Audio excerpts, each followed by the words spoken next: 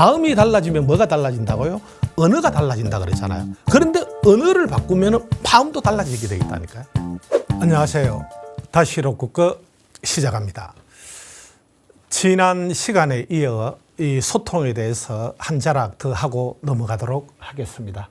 행복한 삶을 위한 관계의 기술입니다. 삶은 어디에 있다고요? 관계에 있습니다. 스킬이 그래서 필요합니다. 스킬이 좋으면은 그 관계가 좋아지고 관계가 좋아지면은 더 삶이 좋아지게 되어 있습니다. 자, 그래서 이 소통은 영원한 숙제인 것 같아요. 소크라테스 시대에도요, 요즘 젊은이들은 이런 얘기를 했고요. 공자도 마찬가지였습니다. 공자 시대도 2000년, 2500년 전에도 똑같은 그런 어떤 세대 간에 이런 어떤 서로 통하지 않는 그런 부분이 있었는데, 그래, 노력을 하는 길밖에 없다라고 생각을 합니다. 자, 그래서 이번 시간에 소통을 한 타임 더 하고 넘어가겠는데요. 이 피터 드러크죠. 현대 경영학의 아버지인 이 피터 드러크는 소통의 중요성에 대해서 이렇게 이야기했습니다. Cooperation is all about communication이라고 그랬어요. 그 조직은 회사는 소통이 다라는 거예요. 소통이 다라는 거예요. 조직은 어떤 곳이죠?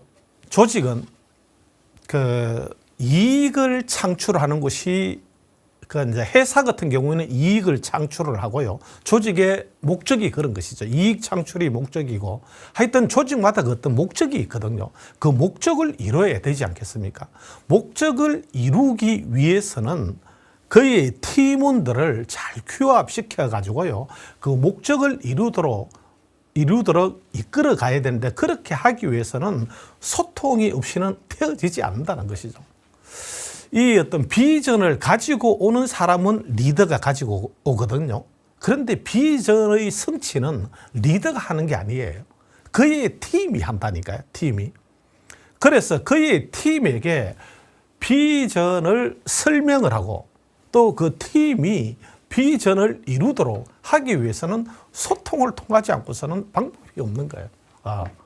방법이 없죠. 자, 그래서 소통이 그만큼 중요합니다. 2000년, 2500년 전에나 지금에나 똑같이 이게 어떤 그 중요한 그런 하도로 등장을 하거든요. 그래서 피터 드러크는 이런 얘기도 했습니다. 조직 문제의 70%는 소통의 부재로 인해서 일어난다. 이렇게 이야기를 하거든요. 네. 자, 소통은 영원한 하여튼 주제인데 말이죠. 소통은 듣기, 말하기가 있지 않겠습니까? 그런데 대부분 사람들은 자기 말을 잘 하려고 하는 것이죠. 그런데 말을 잘 하기 위해서는 뭘 먼저 잘 해야 될까요? 먼저 잘 들어야 되는 것이죠. 그래야지만이 자기 말을 잘 할 수 있지 않겠습니까?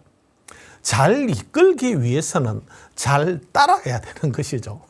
그래서 리더십도 중요하지만은요, 먼저 잘 따르는 사람이, 팔로우십을 잘 하는 사람이 그 어떤 나중에 사람들도 잘 이끌 수가 있는 것이거든요. 여호수아, 성경에 나오는 그 여호수아는요, 모세 밑에서 40년 동안 잘 따랐던 것이죠. 잘 따르니까 결국은 애굽을 탈출을 시킨 것은 모세가 했지만은 가나안 땅으로 이스라엘 백성들을 데리고 간 것은 누가 했습니까? 여호수아가 한 것이죠. 여호수아가. 그죠? 잘 따랐기 때문에 나중에 자기도 그 모세로부터 영향을 40년 동안 받았기 때문에, 잘 받았기 때문에 나중에는 자기가 영향력을 발휘해 가지고요, 그 가나안 땅으로 이끌고 갈 수 있었거든요. 그래서 리더십은 영향력이라고 이렇게 하지 않습니까? 그래서 잘 이끌기 위해서는 잘 따라야 되고, 내 말을 잘 하기 위해서는 먼저 잘 들어야 되는 것이죠.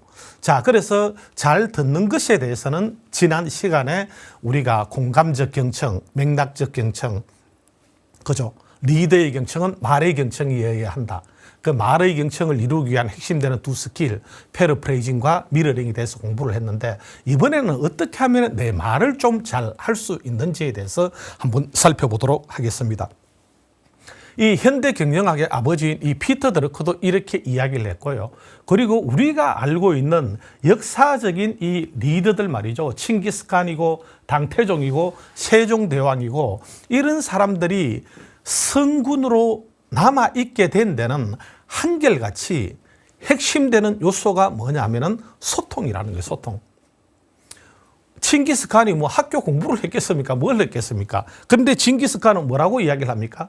나는 배운 게 없다고 탓하지 마라. 그죠? 배운 게 없죠, 이분은. 배운 게 없다고 탓하지 마라. 이름도 쓸 줄 몰랐지만은 남의 말에 기울이며 현명해지는 법을 배웠다. 그죠? 지금의 나를 가르친 것은 내 기였다는 거죠. 내 기였다는 거죠. 배운 게 없기 때문에 다른 사람의 말을 들었고 다른 사람의 말을 들으면서 지혜를 배우고 말이죠. 그래서 현명해지고 해서 오늘날의 이 칸이 되었다는 것이죠. 결국은 기가, 그죠? 리더에게는요, 경청이 너무나도 중요하다는 거죠. 잘 들을 수 있는 것이요. 제 초등학교 친구가 말이죠. 이 금융사에 그 전무까지 한 친구가 있는데 그 회사의 사장님은 항상 말이죠. 이 경청에 대한 이런 리더의 덕목으로서 경청이 너무나도 중요하니까 책을 본다는 거예요. 그런데 회의 들어가면 혼자서 다 얘기한다는 거예요. 경수야. 그 책 보는 것하고 실제하고는 다른 것 같아. 당연하죠. 당연하죠. 다르죠. 그죠? 다른데 하여튼 이게 참 칭기스칸. 오늘날에 자기를 있게 한 것은 이 기라는 거죠. 당태종. 중국에서 가장 나라다운 나라가 말이죠. 주 공자가 복원시키고 싶어 했던 그런 나라는 주나라였는데요. 주나라. 그리고 또 나라다운 나라가 이 당나라이거든요. 당나라 중에서도 당태종이 성군으로서 이렇게 자리매김을 하고 있는데 또 오늘날의 당태종 이 성군을 낳은 데에는 말이죠. 그 신하 중에 위징이라는 신하가 있었어요. 그 위징이라는 신하가 한 말이 겸청적 명이고 편청적 암이라 그랬어요.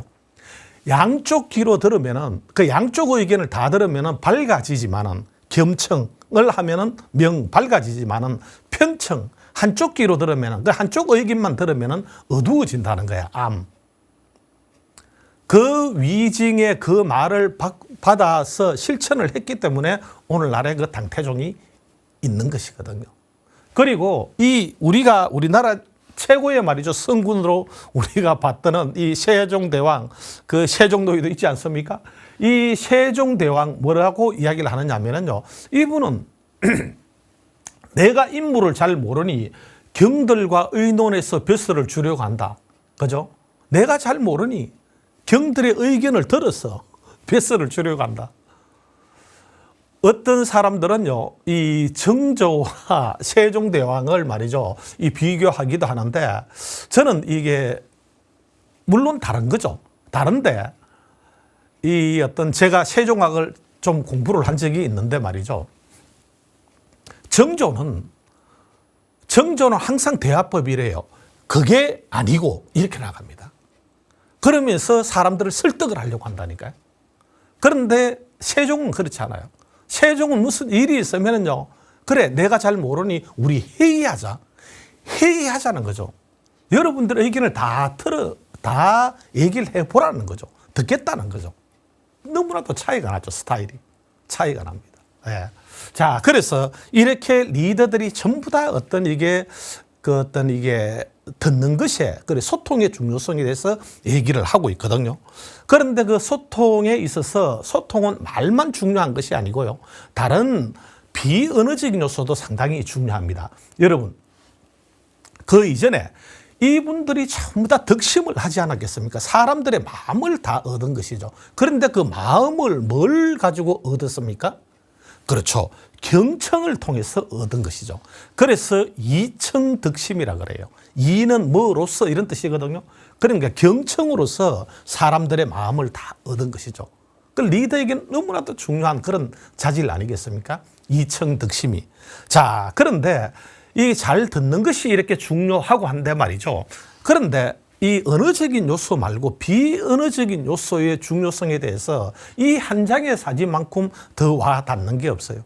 오바마, 그죠? 100년 전에 흑인들은 어떤 상태였습니까? 거의 노예 상태이지 않았겠습니까? 그런데 이런 노예 상태에 있던 이 오바마가 대통령이 되어졌습니다. 흑인이 대통령이 되어졌어요. 전 국민들이 지지를 했을까요? 그렇지 않겠죠. 예. 거의 뭐 반은 지지하고 반은 지지하지 않았다는 거죠. 그래서 이 사람이 오바마가 집권 1기 2년 차 때 아리조나주에서 초등학교에 총기 난사 사건이 일어났어요. 그런데 그때 이 사람은 즉각적으로 달려가서 애도사를 발표를 합니다. 애도사를 발표를 하는데 그 죽은 아이 중에 말이죠. 크리스티나라는 아이가 있었어요. 그런데 애도사를 얘기하는데 이렇게 얘기합니다. 애도사 말미에 우리의 민주주의가 죽은 크리스티나가 상상했듯이 그렇게 좋은 민주주의이면 좋겠습니다. 이 말을 하고는요. 목이 메여서 말을 못해요. 지금 그 모습이에요. 먼 산을 바라보기도 하고 입술을 깨물기도 하고 눈가에 눈물이 맺히기도 하고요. 자기들은 이 세상에서 지구상에서 가장 좋은 민주주의를 하고 있다라고 생각을 하고 있는 그런 자부심을 가지고 있는 나라인데 그런데 그 나라에서 그 천사 같은 아이들이 개한에 의해서 총기에 의해서 꽃처럼 쓰러져 가는 이 안타까운 현실에 말이죠. 크리스티네가 상상했듯이 그렇게 좋은 민주주의이면 좋겠습니다. 이 말을 하고는 말을 못한다니까요. 이 말을 못한 시간이 얼마나 갔는지 압니까? 51초 동안 갔어요. 51초 동안. 51초 동안 말을 한마디도 하지 않았지만은 이 51초 동안 전 국민들의 마음을 얻어버려요. 마음을 얻어버린다니까요. 이 애도사를 이 TV를 통해서 보던 이 시민들이, 미국 시민들이에요.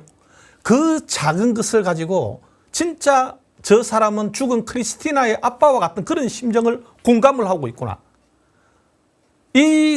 그 작은 하나의 일을 가지고 이 사람은 진짜 이 큰 나라를 맡겨도 되겠구나. 이 나라의 대통령으로서도 잘할 수 있겠구나. 이렇게 여론이 바뀌는 거예요. 여론이 바뀌는 걸 누가 알죠? 언론사가 알잖아요. 그래서 이 사람이 51초 동안 말을 한마디도 못했지만은 스피치를 마치고 내려오니까요. 언론이 뭐라고 타이틀을 단지 합니까? 51초 그 침묵의 소통이라고 이렇게 이 헤드라인을 뽑은 거예요. 51초 그 침묵의 소통. 51초 동안 말은 한마디도 하지 않았지만 법을 말은 없었잖아요. 그런데 비언어적인 요소, 이게 말이죠. 진정성을 전달을 한 거예요. 온 국민들의 마음을 얻고 그때부터 더 국정이 탄력을 받기 시작을 했다라고 하거든요. 제가 지금 설명드린 것을 여기에 지금 언론사에서 이렇게 보도를 한 장면이거든요. 그래서 이 소통은 말이죠. 소통은 말만 가지고 하는 게 아니에요. 말만 가지고 온 몸과 마음으로 다 하는 게 소통이거든요. 그래서 영희야 얘기 좀 할까? 라고 하는데 할 이야기 없어요. 라고 이렇게 획 돌아서면 말이죠. 말은 없다 그랬잖아요. 그런데 그래 너 할 이야기 없구나 집에 가 이렇게 하면 되겠습니까? 그죠? 요 말이 차지하는 부분은요. 7%밖에 차지하지 않는다는 거예요. 법을. 그죠? 메라비안 교수가 이 연구해가지고 발표한 것이거든요. 그래서 메라비안 이 연구 도표로서 아주 유명합니다. 유명한데 38%가 뭡니까? 악센트, 인토네이션 이런 것들이 말을 하고 있다는 거예요. 이 돌아서는 바디랭귀지, 몸짓 이런 것들이 비율이 55%를 차지한다는 거예요. 할 이야기 없어요. 이렇게 이야기를 하는데 말이죠. 말만 듣고 말이죠. 할 이야기 없구나 집에 가라 하면 되겠습니까? 그런데 이렇게 얘기하면요. 선생님, 저 오늘은 특별하게 드릴 말씀이 없는데요. 이렇게 하면은 있는 걸까요? 없는 걸까요? 그러면 없는 것이죠. 그죠? 그만큼 우리는 이게 언어적인 요소도 중요하지만 비언어적인 요소가 중요하다는 사실을 우리는 이해를 해야 된다는 거예요. 그래서 경청은 뭐라고요? 말한 것을 알아듣는 것이 아니고 말하지 않은 것을 알아들으려고 하는 그런 의도, 태도가 중요하다라고 지난 시간에 말씀드리지 않았겠습니까? 그런 그게 빙하 아래, 물 아래 잠겨있는 이만큼 큰 부분이라고 지난 시간에 말씀을 드렸거든요. 자, 그래서 이런 어떤 비언어적인 요소가 중요한데 말이죠. 중요한데, 그런데 제가 해병대 그 강의를 많이 나갔었습니다. 그런데 군대에 가니까 이 장교들이 뭐라고 얘기를 하느냐 하면은요, 저한테 이렇게 얘기해요. 교수님, 아니 군대에서 말이죠, 어떻게 그 어떤 이 공감적 경청도 좋고 뭐 그런 거 비언어적 요소 이런 것들이 좋은데 그걸 어떻게 합니까라고 하는 거예요. 그래서 그 사람들한테 개념을 정리를 시켜줘야 돼요. 뭐냐면 군대 생활을 하는데도 훈련하고 그런 시간만 있는 건 아니거든요. 일상 병영 생활이 많거든요. 그 시간이 더 많을 수 있어요. 훈련보다는. 예. 그래서 일상적인 병영 생활에는 그죠? 이 부하가 와서 상사에게 말이죠. 어떤 이게 상관에게 와가지고 중대장에게 뭔가 얘기 나눌 일도 있고 그럴 때는 그런 공감적 경청, 비언어적인 요소 이런 것들이 중요하다니까요. 그런데 훈련 나가고 말이죠. 비상시 그럴 때는요. 비언어적인 요소를 하게 되면은요. 그러면 많이 섞이게 되면은 그러면 사고가 일어날 수 있어요. 여기서도 보시다시피 선박 내 소통, 어떤 이게 배가 입출항하고 말이죠. 또는 어떤 군대 훈련하고 이럴 때는 언어적인 요소가 중요하다니까. 언어적인 요소가. 이것을 정리를 시켜주지 않는 것 같으면은요, 혼돈스러운 거예요. 그냥 소통에 대해서 잘 들어주고 공감적 경청하라 그러고 비언어적인 요소가 중요하다라고 이렇게 하니까 그것만 듣고 나니까 그거 어떻게 군대에서 하라는 거냐 이렇게 되어지는데 일반적인 병영 생활에 있어서는 그런 요소가 중요하고 상담을 하고 말이죠. 일반적인 얘기 나누고 할 때는 그런 게 중요한 거죠. 그런데 훈련을 하고 할 때는 언어적인 요소가 중요하다. 그래서 비언어적인 의사소통은 언어적 의사소통에 비해서 오해를 유발할 가능성이 있다는 거예요. 그래서 메시지를 정형화시키고 말이죠. 그 어떤 이게 언어적인 그런 그 요소를 이렇게 잘 사용을 해야지만이 그래야지 사고가 없어요. 저도 이게 이런 어떤 이게 배도 타봤고 말이죠. 이런 어떤 군대에서 훈련도 해봤고 이렇게 하기 때문에 언어적인 요소가 중요하다는 사실을 여러분들이 이해하는데 어렵지 않을 겁니다. 자, 배가 입출항할 때 말이죠. 배가 입출항할 때든지 선장이 또는 항해사가 오다를 내려요. 이게 클로즈드 룹 방식이라고 하는데요. 명령을 내리면 복명복창을 하죠. 그게 지난 시간에 배웠던 뭐하고 똑같습니까? 패러프레이징. 그 말을 그대로 받는 거예요. 말을. 그렇게 받아줘야지만이 그 명령을 한 사람은 저 사람이 내 명령을 제대로 이해를 했구나 하는 신뢰가 갈 수가 있다니까요. 신뢰가 갈 수 있는 거예요. 그리고 또 어떤 잘못될 수 있는 오류가 될 수 있는 그런 부분을 줄일 수가 있는 거예요. 없앨 수가 있는 거예요. 그래서 뭐냐면은 선장이나 항해사가요, 포텐 이렇게 딱 오다를 하면은 포텐이라는 것은 배를 좌현으로 10도를 돌리라는 이야기거든요. 그러면은 이제 조타수가 포텐이라고 명령이 떨어지면 포텐 명령을 그대로 받아야 된다는 게 복창을 해주는 거죠. 복창을 해주는 게 지난 시간에 한 대로 패러프레이징이라고 말씀드렸죠. 그리고 나서 이제 배를 돌리고 나면 바로 돌아가는 게 아니죠. 배가 천천히 조금 있다 돌아가거든요. 그리고 자연으로 10도가 돌아가고 나면은 포텐스 딱 돌아갔다고 이야기해 주는 거예요. 그러면은 뭐냐면은 이 항해사는 땡큐 이렇게 되어지는 것이죠. 그죠? 이 하여튼 소통에서는 패러프레이징하고 같은데 하여튼 이 언어적인 요소예요. 언어적인 요소로 해야 되지 그냥 비언어적인 요소가 섞이면은 사고 같은 게 일어날 가능성이 많다. 이렇게 말씀을 드릴 수가 있습니다. 여러분, 소통이 중요한데 뭐가 문제가 될지 같이 한번 생각을 해볼까요? 여러분, 사람이 문제이겠습니까? 대화 자체가 문제이겠습니까? 뭐가 문제일 것 같아요? 다시 질문 드리겠습니다. 사람이 문제라고 바라볼 때 대화를 잘 해나갈 수가 있겠습니까? 소통 자체가 문제라고 바라볼 때 그걸 시정을 하고 잘 해나갈 수 있을까요? 그렇죠. 대화, 소통 자체가 문제인 것이죠. 사람이 문제라고 생각을 해버리면요. 그러면 그건 어떻게 할 수가 없다니까요. 니하고는 안 돼, 말이 안 돼, 이래버리면 안 되는 거예요. 뭔가 어떤 소통 자체, 대화 자체가 문제라고 바라봐야지만이 그 대화를 어떻게 해볼 수가 있는 것이죠. 사람이 문제라고 바라봐버리면요. 물론 문제 없는 사람은 없지만은 사람이 문제라고 바라봐버리면은 그러면은 니하고는 말이 안 돼 이래버리면은 개선할 방법이 없잖아요. 그래서 사람보다는 대화가 문제라고 생각을 해야 되는 거예요. 그러면 대화 중에서는요, what, 내용하고 how하고 방법 중에 어느 게 더 문제가 될까요? 어느 게 더 문제가 될까요? 몇 번이나 제가 아마 이 강의에서도 이야기했을 것 같아요. 소통에는 what보다도 how가 더 중요하다는 거예요. how가. 똑같은 내용을 가지고 사장한테 올라갔는데 어떤 사람은 그죠? 그 결제를 받아내고 어떤 사람은 못 받아낸다. 그 차이가 뭐겠습니까? 그러니까 어떻게 이야기를 하느냐 하는 것이죠. 그래서 내용보다도 소통에는 how가 훨씬 더 중요하다는 사실을 우리는 이해를 해야 됩니다. 그러면 이 방법하고 말이죠. 그 다음에 신뢰하고는 어떻습니까? 내가 방법적으로 아무리 말이 잘 한다 하더라도 그런데 오랜 세월 동안에 그 사람하고 쌓아온 신뢰관계, 그 신뢰가 바닥이야.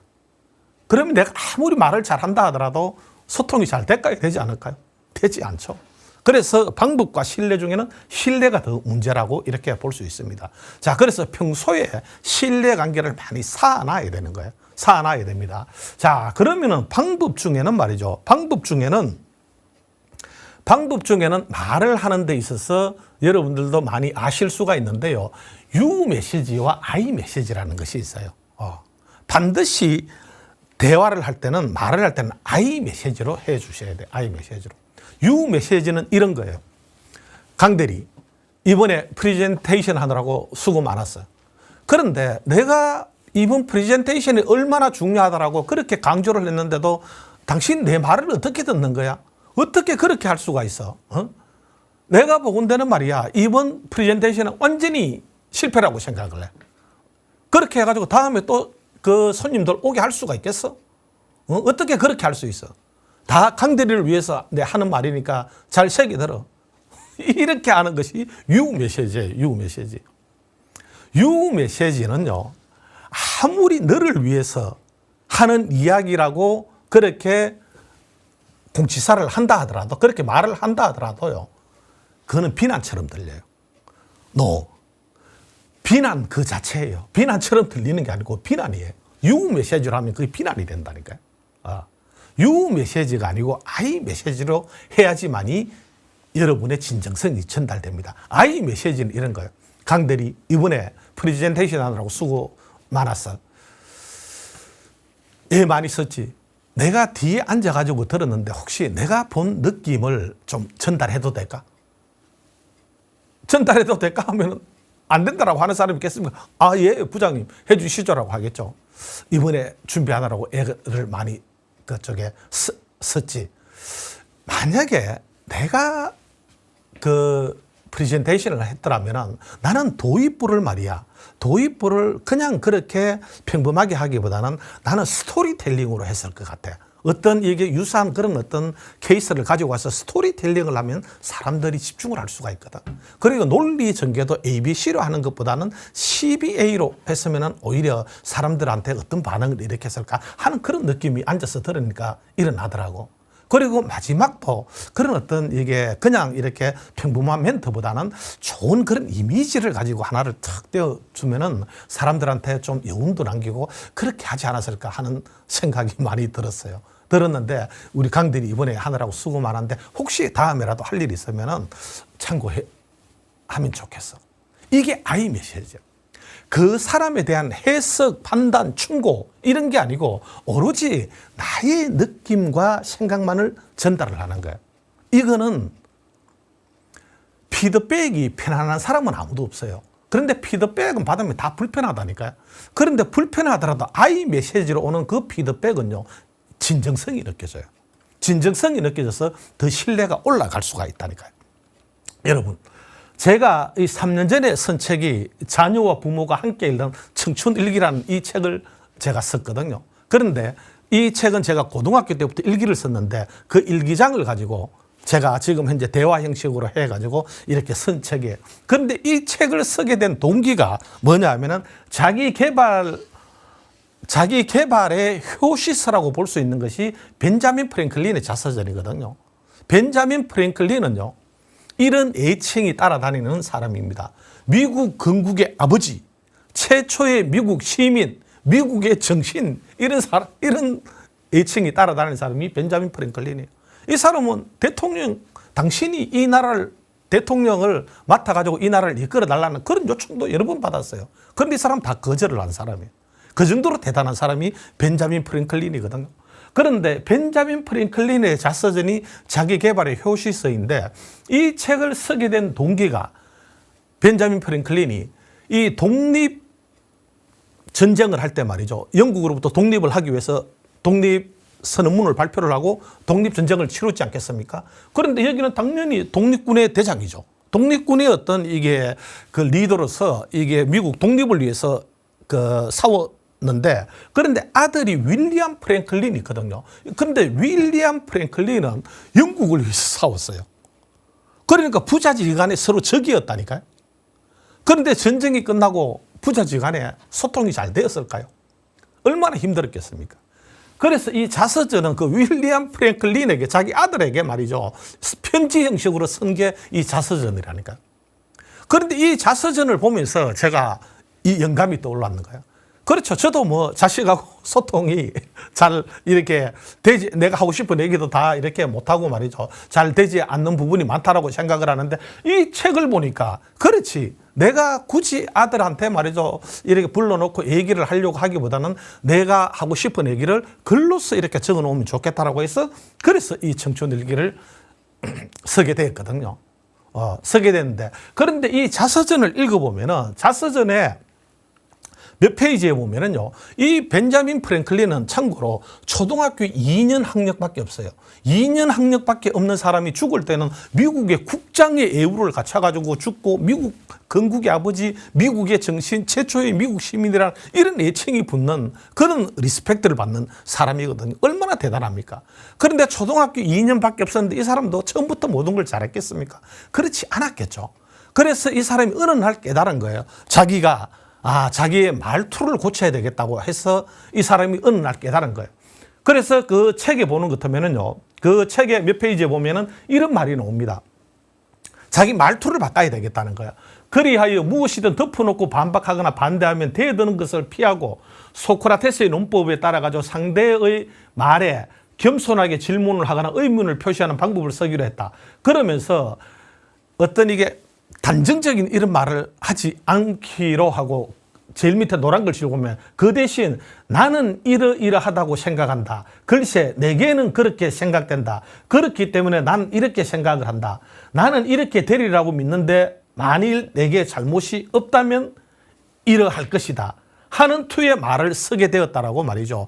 한 페이지에 걸쳐서 자기가 언어를 바꾼 게 나온다니까요. 마음이 달라지면 뭐가 달라진다고요? 언어가 달라진다 그랬잖아요. 그런데 언어를 바꾸면 마음도 달라지게 되겠다니까요. 그래서 한 페이지에 걸쳐서 나오는 게 뭐냐면은 이 사람이 I 메시지로 바꿨다는 거예요. 언어를, 말하는 툴을. 그전에는 U 메시지. 그죠? 항상 말이죠. 반박을 하고 지적을 하고 충고를 하고 이런 어떤 말투를 썼는데 그런 U 메시지를 I 메시지로 바꾸고 나서 사람들하고 관계가 좋아지고요. 어떤 의외의 많은 사람들 자기 편으로 만들고 하는 그런 것들이 자서전을 보면 나오거든요. 그래서 U 메시지보다는 I 메시지로 해야 된다라는 그런 말씀을 드리고요. 여기 한번 보실까요? 이 차가 말이죠. 빠졌습니다. 이 다카르 랠리를 하다가 이게 만약에 빠졌다라고 치면 모래에서 빠져나올 수 있는 방법이 뭐겠습니까? 어떻게 하면 나올 수 있을까요? 실제로 제가 이 슬라이드를 보여줬더니만은 다카르 랠리의 팀을 꾸려나갔던 그 팀장이 그 워크숍에 온 거예요. 교수님, 맞습니다. 그렇게 한다라고 이야기해요. 뭐냐면은 타이어가 지금 미끄럽잖아요. 그런데 타이어에 바람을 좀 빼준다는 거예요. 그러면은 타이어에 바람이 좀 빠지면서 착지력이 좋아져서 녹을 가능성이 있다라고 이야기하는 거예요. 대부분의 사람들은 감정적인 에어가 가득 차 있거든요. 그런데 그 에어를 좀 빼줘야 돼요. 그래야지만이 편안해야지만이 그때서야 서로가 공감적 경청도 할 수 있고 대화를 할 수가 있거든요.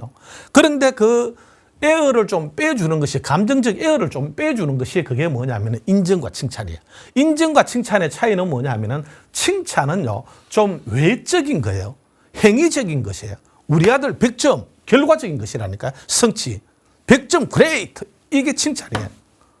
그런데 100점 못 맞는 아이들은 어떻게 합니까? 그런데 인정은 그렇지 않아요. 우리 아들 중간고사 앞두고 공부하고 있는 그대로 얘기해 주면 돼요. 있는 그대로. 우리 아들은 항상 정직해. 내적인 거예요. 성품적인 거예요. 여기는 행위적인 doing이지만 여기는 being적인 것이라니까요. 존재적인 것이에요. 그런데 이거는 칭찬은요, 부작용이 있을 수가 있습니다. 칭찬은 부작용이. 우리 아들 100점 그레이트 이러면 그때는 기분이 좋지만 돌아서면은 이 무의식 속에 이 칭찬을 받기 위해서는 다음에 또 내가 100점을 맞아야 돼. 이런 부담감이 있다니까요. 그런데 인정은 그렇지 않아요. 있는 그대로 얘기를 해주기 때문에 없는 것을 얘기하는 것이 아니라 있는 그대로 얘기하기 때문에 부작용이 전혀 없다니까요. 그래서 인정과 칭찬을 해주면은 감정적인 에어가 좀 빠지고 말이죠. 그러면서 사람이 편안해지고 그때부터 서로가 대화가 이렇게 잘 될 수가 있습니다. 그래서 인정과 칭찬도 많이 해줄 필요가 있고요. 그리고 자, 사람이 문제인가 대화가 문제인가? 뭐가 문제라고 이야기했습니까? 대화가 문제입니까? 방법이 문제입니까? 그죠? 그리고 유 메시지로 할 것인지 아이 메시지로 할 것인지, 그리고 언어적인 요소가 중요한가 비언어적인 요소가 중요한가. 언어적인 요소는 몇 프로요? 7%밖에 차지하지 않는다. 73%, 93%가 비언어적인 요소라는 사실을 우리는 이해를 해야 됩니다. 경청은 뭐라고요? 말한 것을 알아듣는 것이 아니고 말하지 않은 것을 알아듣는 것이라고 이렇게 이야기를 했습니다. 자, 동양고전 한마디로 이 소통에 대해서 마무리를 할까 합니다. 공자는요, 교훈영색 선의인이라고 그랬어요.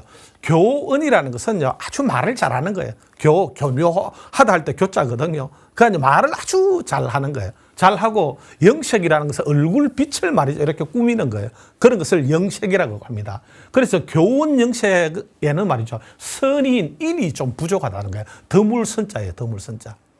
워크숍을 온 여성 리더가 있었는데 그 여성은 앞에 나가가지고 이야기를 하는데 자신의 단점으로 이야기하는 게, 저는 사람들 앞에 서면 말이 좀 떨리고 말을 잘 못해요 이러더라고요.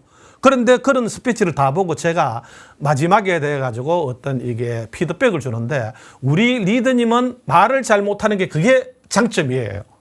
왜 그러느냐?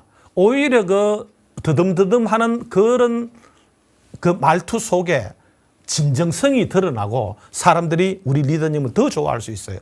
이런 제가 피드백을 줬더니만은 그 여성 리더가 마치고 가면서 클로징 멘트를 하면서 이번 워크숍에서 얻은 가장 큰 것이 나는 단점으로 얘기했던 그게 장점이 될 수 있다는 것을 알고 간다라고 하면서 아주 기쁘게 돌아가는 것을 본 적이 있거든요. 그래서 교훈영색 선의인이라고 이렇게 이야기를 했는데, 자, 너무 이렇게 말을 잘 하려고 하는 어떤 그런 그것도 이렇게 꾸미고 하는 그런 것보다는 거죠.